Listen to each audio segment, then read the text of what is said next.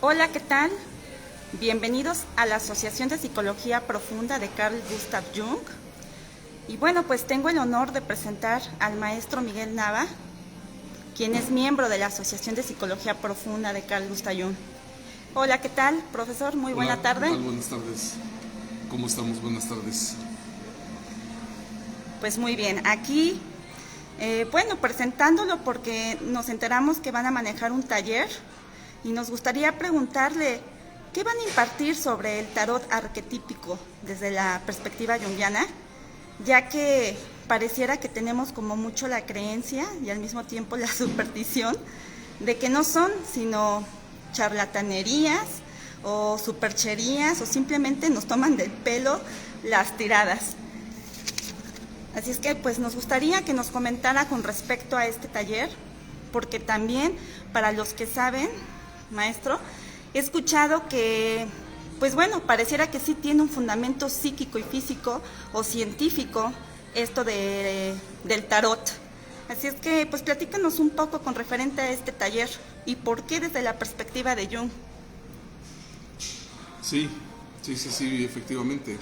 Hay que partir de aquí que no es un tarot en el sentido, o un curso de tarot en el sentido tradicional, que pues abundan libros, cursos en internet, etcétera, sino que el elemento fundamental que estamos manejando aquí nosotros es el del descubrimiento del principio de sincronicidad que maneja Jung en su amistad con Wolfgang Pauli, un científico de primer nivel, un físico premio Nobel de física, que descubren precisamente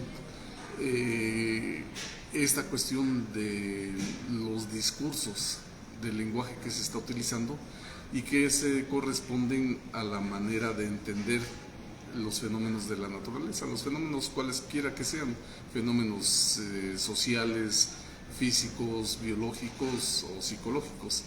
Entonces, en este principio de sincronicidad se habla de que el gran principio de la ciencia ha sido el principio de la causalidad.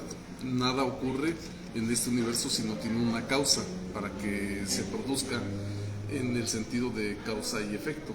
Lo que nosotros vemos es el efecto de una manifestación que tradicionalmente se le ha llamado pues cósmica, una influencia de un espíritu que está por encima de toda la creación, de la naturaleza, y lo que nosotros percibimos son los efectos, las causas.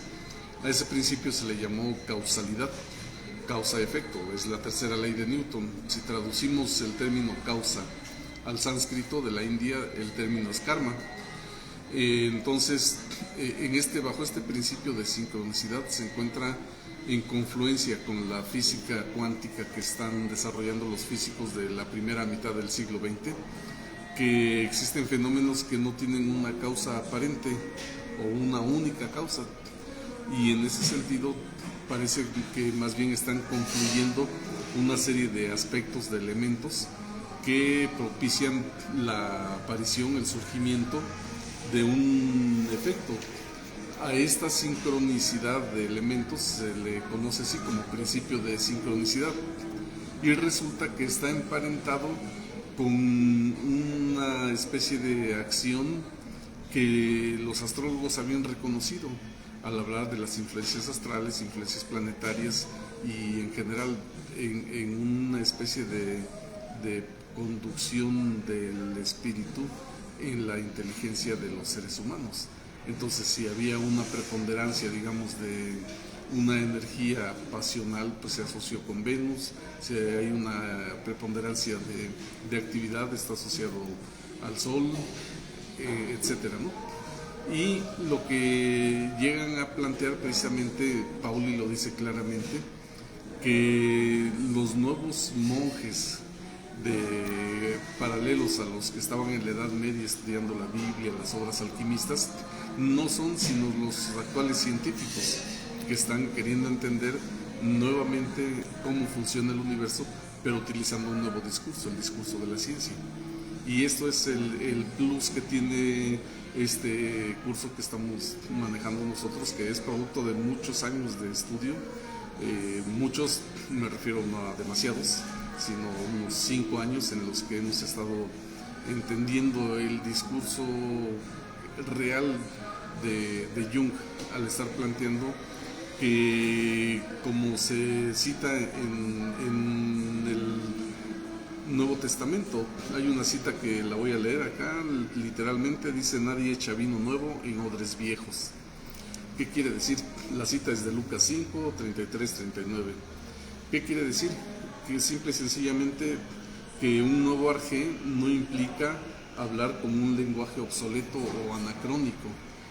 Lo que quiere decir es que no podemos echar efectivamente una cosa actual, un discurso que es propio de nosotros, que es nuestro discurso en el que tenemos elementos científicos, filosóficos, psicológicos muy precisos, y no podemos hablar en términos de brujas, de vampiros, de demonios, del diablo, etcétera, pero sí el simbolismo arquetípico de las cartas está reflejando una realidad que en su momento fue estructurada o fue descrita bajo ese discurso, bajo, por decirlo así, el lenguaje que se estaba hablando en la época.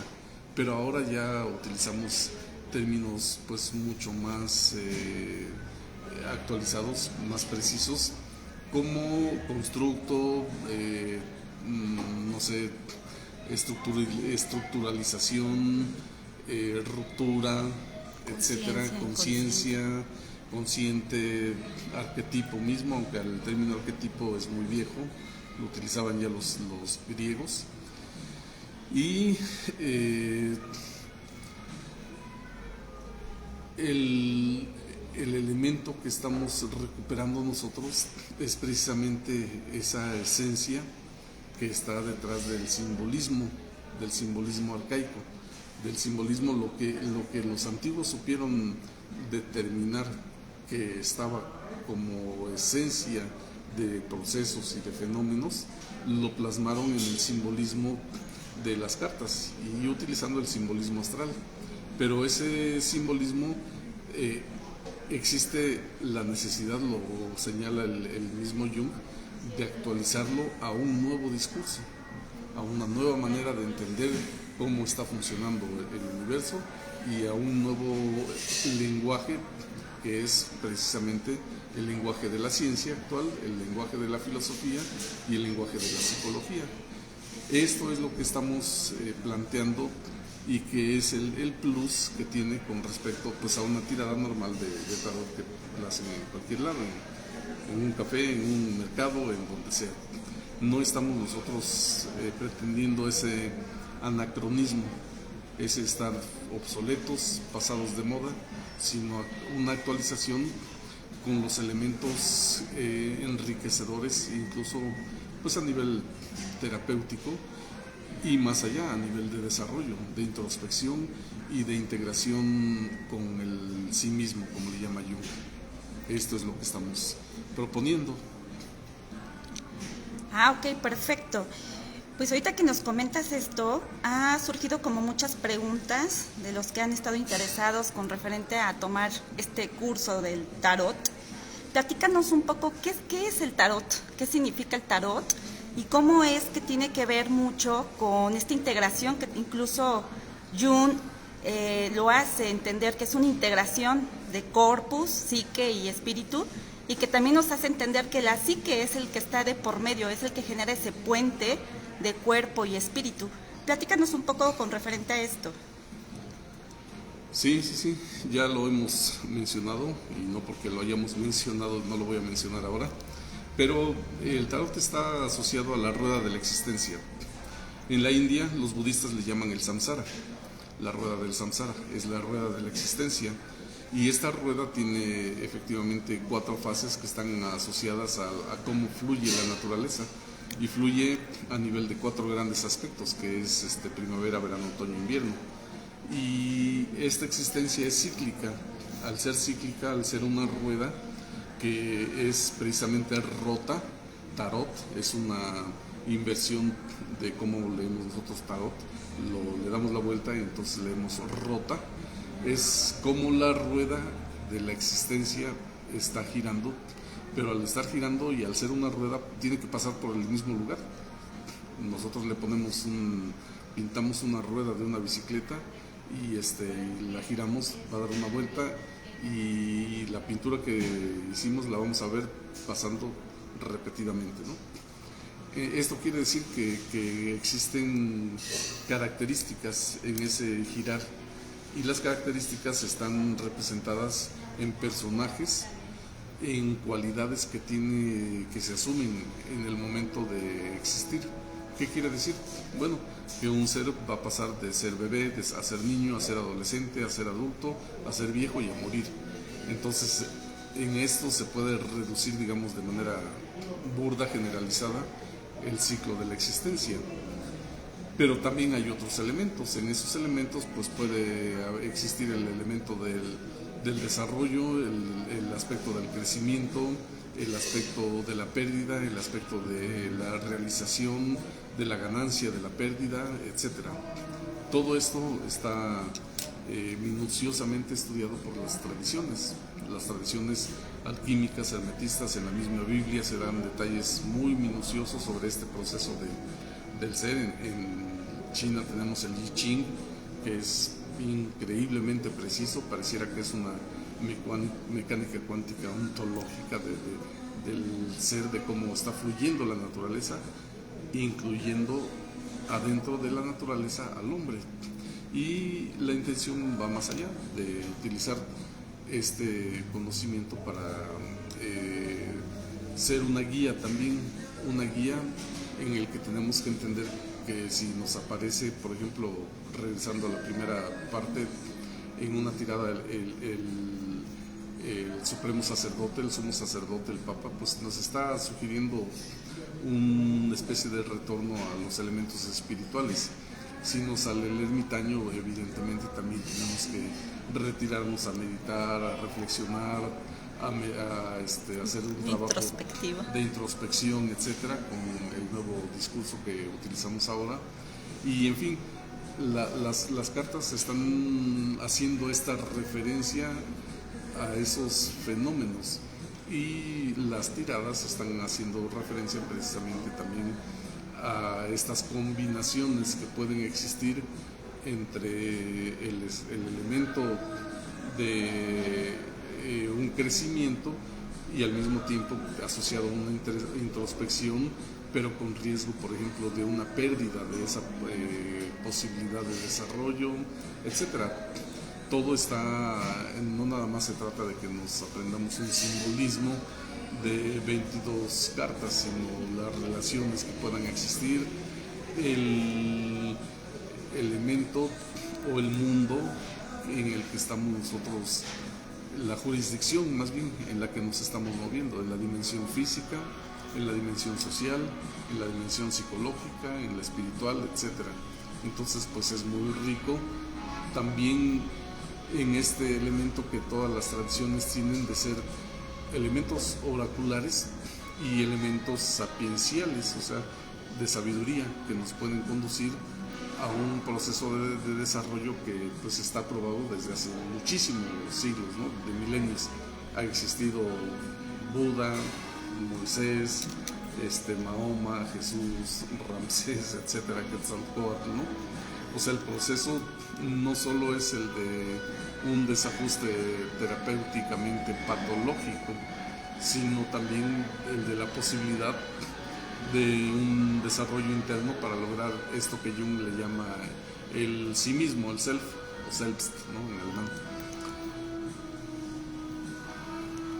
Wow, qué interesante, maestro.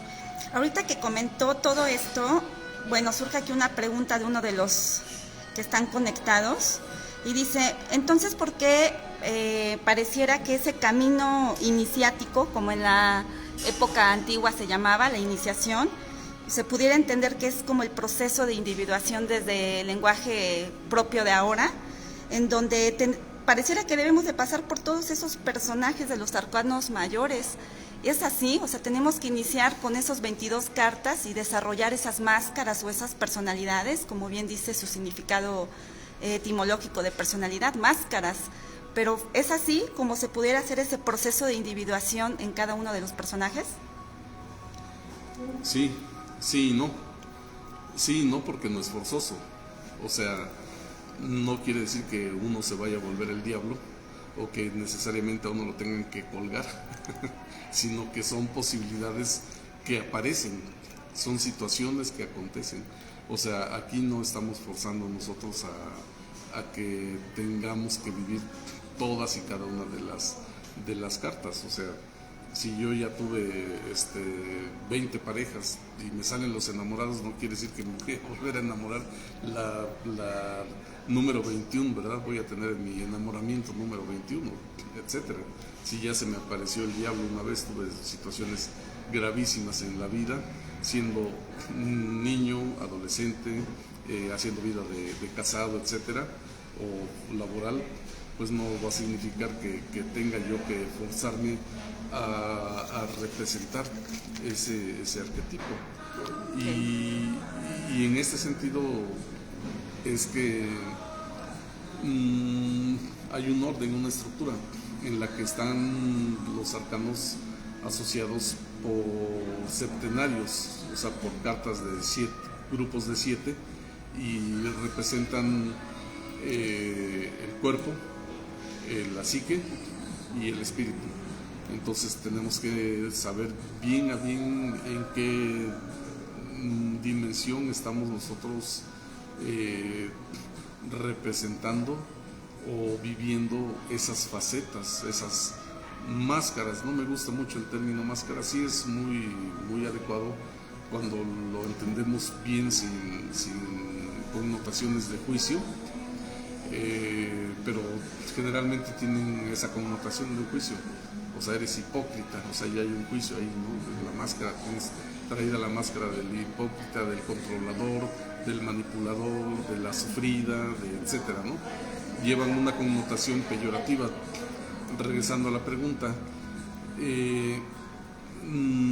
si se nos pasó la fiesta de Día de Muertos, pero ya estamos por festejar la Candelaria o ya festejamos la Candelaria, no quiere decir que tengamos que regresar a Día de Muertos, o sea, refiriéndonos a las cartas. No necesariamente tenemos que vivir todas esas facetas, sino que son elementos de guía, y no solo eso, sino que tenemos que entender que si nosotros ya hicimos un esfuerzo por mejorar nuestro cuerpo, los fenómenos que nos van a ir apareciendo en función de los arcanos van a ser ya de naturaleza tal vez psicológica.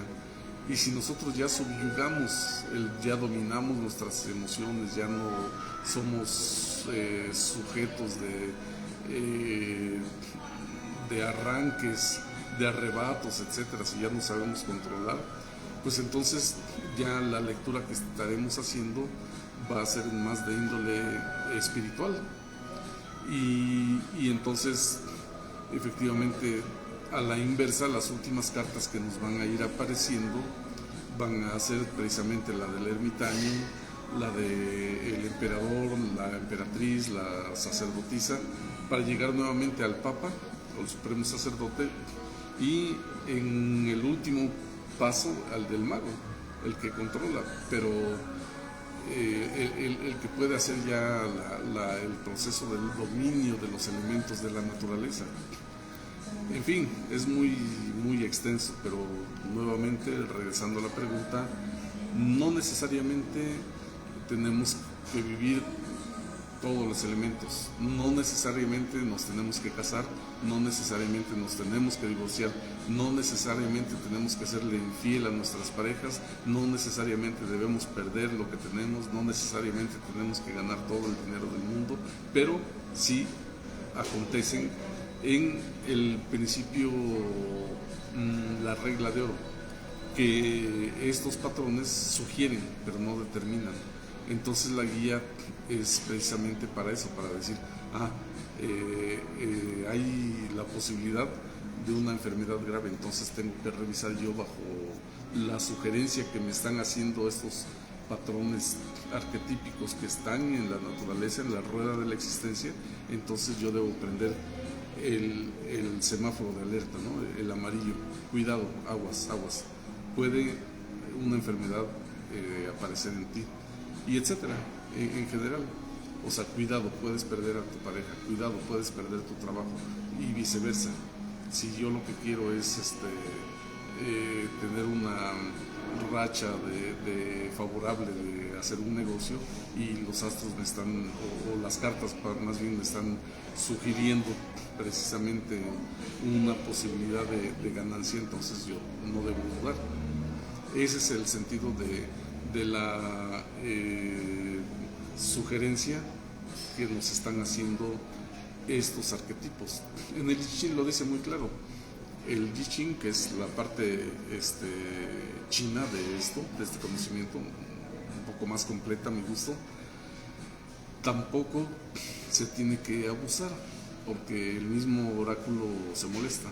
En el I Ching hay veces que te insulta, te da respuestas cuando, si en alguna consulta tú ya fue clara la sugerencia que se te está dando para tomar decisiones, para que tú puedas tener elementos para decidir, y vuelves a consultar y vuelves a consultar, y todo el tiempo estás así queriendo hacer como por juego una tirada, entonces el mismo oráculo se molesta y te reprende o no te contesta. Entonces tenemos que ir entendiendo precisamente este elemento de sabiduría, en la que si yo fui a terapia con el mejor terapeuta y me da una prescripción, entonces sería una necesidad regresar con el mismo terapeuta buscando otra prescripción, cuando ya se me dijo claramente cuál es la condición.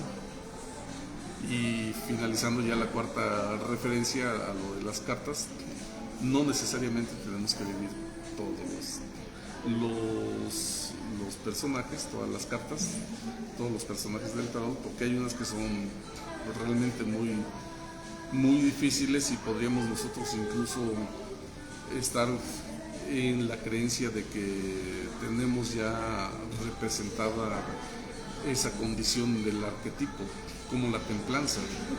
O sea, la templanza es una carta muy, muy fuerte, en la que difícilmente alguien puede decir yo tengo temple. Y ya dije que es la cuarta referencia que hago a esto. No necesariamente tenemos que vivirlas, más bien son situaciones que se dan. O sea, yo conocí una pareja que se divorció, que se casaron entusiasmados, creían que eran la media naranja de cada quien, diseñaron su vida para no separarse hasta que la muerte llegara, y no pasó ni un año cuando estaban separados. Eso no quiere decir que a todo mundo le tenga que acontecer esa situación, sino que la consulta precisamente está en función de estas posibilidades de ser que se actualizan. Esas posibilidades pueden actualizarse como probabilidades que asumen factores estadísticos, han pasado tantas veces, y finalmente ya procede el efecto de la causa. O sea, yo sé que se conjugaron una serie de posibilidades, estadísticamente han acontecido, y finalmente, si ya es inevitable el hecho, acontece, ya surge el efecto en términos causales, pero provienen de fenómenos sincrónicos en sus orígenes y de más lejos. Es lo que Pauli y Jung plantearon, este elemento que ahora la mecánica cuántica está manejando, que en el sentido de que la psique y la física, como se entiende, como la estudiamos los físicos, es en ese sentido son dos partes esenciales de la naturaleza, y la mecánica cuántica está llegando a postular la existencia de inteligencias, al menos incipientes, en cada punto de la estructura del espacio y el tiempo, en el átomo. es algo increíble, y ese es el elemento que estamos nosotros manejando como algo ya propio de este nuevo discurso, de esta nueva manera de entender el universo, en el que yo ya no voy a hacer referencia, como lo dije, pues a echarle la culpa a un vampiro, a una bruja, a un nahual, independientemente de que existan o no existan, sino tomar los elementos sustanciales que están en esta arquetípica, en esta descripción arquetípica del devenir ontológico de la existencia. Muy bien, qué interesante. Ahorita que tocó esta parte, incluyendo a este autor Pauli, que pareciera, bueno, tenemos aquí alguna cita de que él es un autor físico, y bueno, la pregunta es, tocó el tema de los arquetipos, que los arquetipos son como unas inteligencias que surgen a nivel de, pues, del universo, del cosmos. Pero ahí, ¿cómo se integraría entonces la psique? O sea, la psique que tiene que ver también con todo ese tema de la física cuántica. Sí, es una pregunta interesante, muy extensa. Pauli es un gran físico.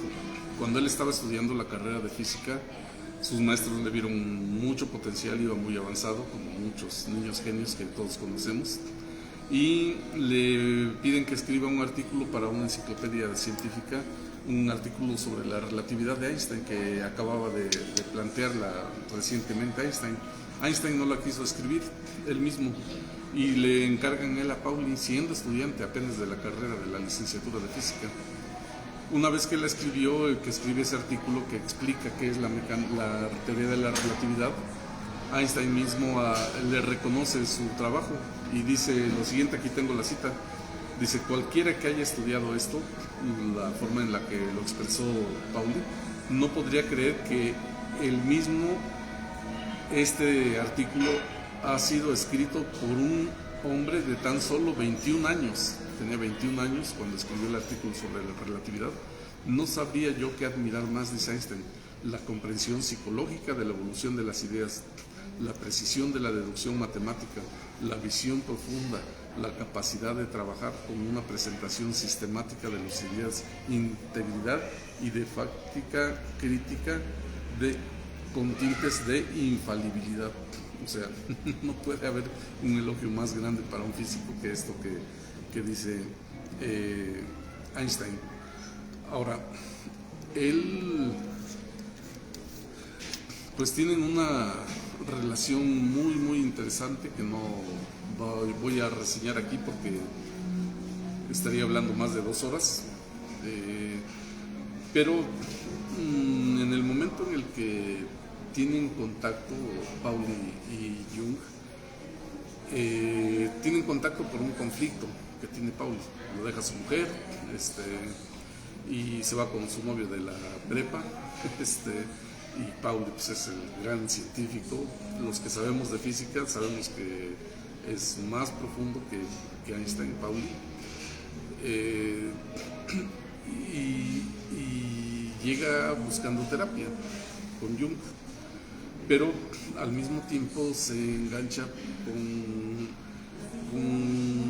la idea de Jung, que le comparte, de que existen fenómenos que parecen violar el principio de causalidad, fenómenos psicológicos, no fenómenos de la física o de la mecánica cuántica, de la relatividad, sino fenómenos psicológicos, que hay comportamientos que parece que no tienen una causa determinada, pero se ha dado cuenta que existe una sincronicidad de elementos que producen determinadas pautas de comportamiento en la gente. Entonces, Pauli, siendo un pensador profundísimo, se da cuenta de que hay una especie de predeterminación a ser.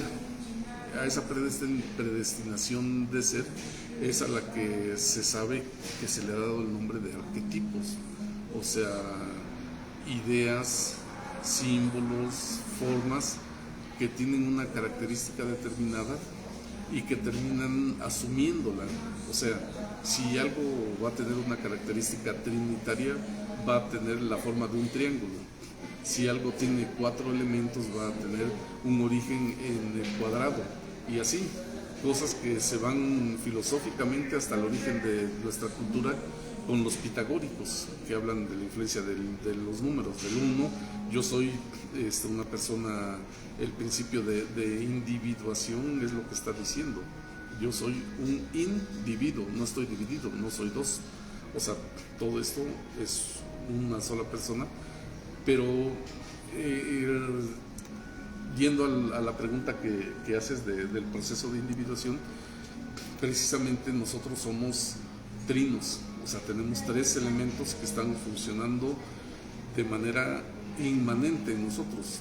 Estos 3 principios son el cuerpo, el alma, el ánima, la psique y nuestro aspecto espiritual, nuestro espíritu. Entonces, ese proceso de individuación lo que exige es que nosotros seamos una persona que tenemos, por decirlo, un cuerpo bien fortalecido, que no se enferma, etcétera, pero tenemos que integrar también una sanidad psicológica. Tenemos que tener, como se decía antiguamente, una buena alma. Y el plus que está haciendo Jung precisamente es el de encontrar el elemento espiritual, el elemento que hace falta para integrar estos 3 aspectos. Y en el momento en el que integramos estos 3 aspectos nos lleva precisamente al elemento evolutivo, que nosotros no estamos por casualidad existiendo en la condición de hombres, sino que estamos existiendo en base a una evolución en la que se tiene que rendir el fruto, y ese fruto que se tiene que rendir por parte del ser humano es el de retornar a su esencia espiritual como producto de la evolución, de la perfección que implica ser un ser humano. Este es el planteamiento que está haciendo Jung. Y en ese sentido se da cuenta de que pues esto ya se había sido dicho antes, desde Sócrates. En el Timeo, cuando estudia la naturaleza, Sócrates llega al diálogo que van a tener, donde están Timeo y otros personajes, y los cuenta, dice 1, 2, 3, y ¿dónde está el cuarto? Dice, ¿dónde está el cuarto de nuestros amigos que quedamos de reunirnos acá? ¿Qué es lo que está diciendo? Esto, 1, 2, 3 falanges, y debe haber un cuarto que no se ve. Es la palma, de donde surge el dedo. ¿Qué quiere decir? Que hay un espíritu del cual surge, que hay una esencia última de la que surge espíritu, ánima y corpus. Ese es el lenguaje hermético, ancestral, el lenguaje alquimista, y está en todos lados, en la India, en Egipto, en China, con los olmecas, y ese es precisamente el gran logro de la obra junguiana, de plantear efectivamente a esto que se le ha llamado el camino iniciático como algo equivalente al proceso de individuación. O sea, camino iniciático es un término que nos queda muy lejos, porque pensamos que tenemos que irnos a Egipto a conocer a los faraones, que nos tenemos que ir a la India a conocer a los gurús, o al Tíbet a contactarnos con un lama, etcétera. Pero simple y sencillamente es ese proceso de ir haciendo el reconocimiento de nuestras potencialidades internas, que además son superiores. Este universo no existe si no hay un sentido de que exista, pero no vemos acá nosotros un objeto que digamos, a esta cosa es el sentido, no lo vamos a ver. El sentido es un concepto, es una idea en el mundo inteligible del platonismo. Hay cosas que están en el terreno de cosas intangibles que no se pueden percibir por nuestros sentidos, pero de las que proviene el mundo material. Entonces está invertido el mecanismo de nuestras creencias de suponer que lo que nos priva a nosotros es la materia. No, la materia es una consecuencia de que haya ideas antes de que haya materia, de acuerdo al platonismo y de acuerdo a la tradición alquimista, hermética, cabalista, del Sanatana Dharma de la India, el Tao Te Ching, etcétera, en toda la tradición antigua. Y me van a tener que disculpar, tiendo a extenderme en mis comentarios, pero efectivamente la adecuación de esta terminología antigua a una más contemporánea efectivamente hace que el sendero iniciático sea equivalente al proceso de individuación. Esto es lo que vamos a estudiar en nuestro taller. Qué interesante, pues muchas gracias. Creo que es bastante complejo lo que nos está explicando y pareciera que requiere pues profundizar también para ir entendiendo esta perspectiva del tarot arquetípico y sobre todo comprender que el objetivo pues es conocernos, es un autoconocimiento que va de la mano el desarrollo integral para la evolución misma.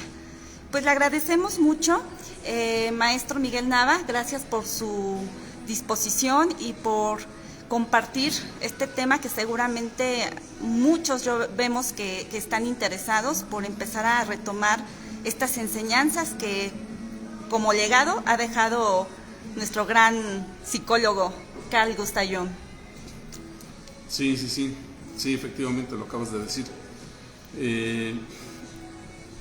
No se trata nada más de leer la obra de Jung, que es extensísima, ¿no? No sé cuántos tomos son en Editorial Tarot, así 19 o 21, sino que de lo que se trata precisamente es de entender este aspecto tan cualitativamente diferente de la tendencia que hay. La gente cree que lo que Jung está diciendo es que la gente tiene que aprender astrología antigua, que tiene que aprender a ser tarotista en términos antiguos, que tiene que hacer alquimia cuando ya no hay alquimistas, hay química, que tiene que hacer espagiria. No, dice, la esencia de esos discursos es lo que debemos traer e integrar en este nuevo ser que somos ahora. Yo no me voy a poner un turbante y voy a ponerme una capa para dármelas de evidente cuando la mecánica cuántica ya está planteando que existen patrones de influencia de fenómenos que no son perceptibles en este mundo físico, pero que sí los determinan. Eso es lo que estamos planteando nosotros. Y lo hemos estudiado, además, les repito, es un periodo de muchísimo tiempo escudriñando y de entendiendo este punto medular, qué es lo que realmente está diciendo Jung. Jung no dice tienes que aprender cábala, tienes que aprender tarot, tienes que aprender astrología. Si sabes está bien, si sabes vas a poder hacer ese tránsito, como muchos autores que hemos estudiado. Dices, lo estábamos viendo hace un momento en algunos textos, ¿no? Digo, mira, ellos provienen de la Golden Dawn, del amanecer dorado, son cabalistas, son masones, y dices, ellos pueden hacer bien el tránsito, saben quitarle el ropaje, la vestidura antigua, y uno de los autores así lo dice, ¿no? Vamos a hablar acerca del nuevo traje del espíritu. Esa es la ciencia, la filosofía y la psicología contemporáneas, es el traje que se puso ahora el espíritu.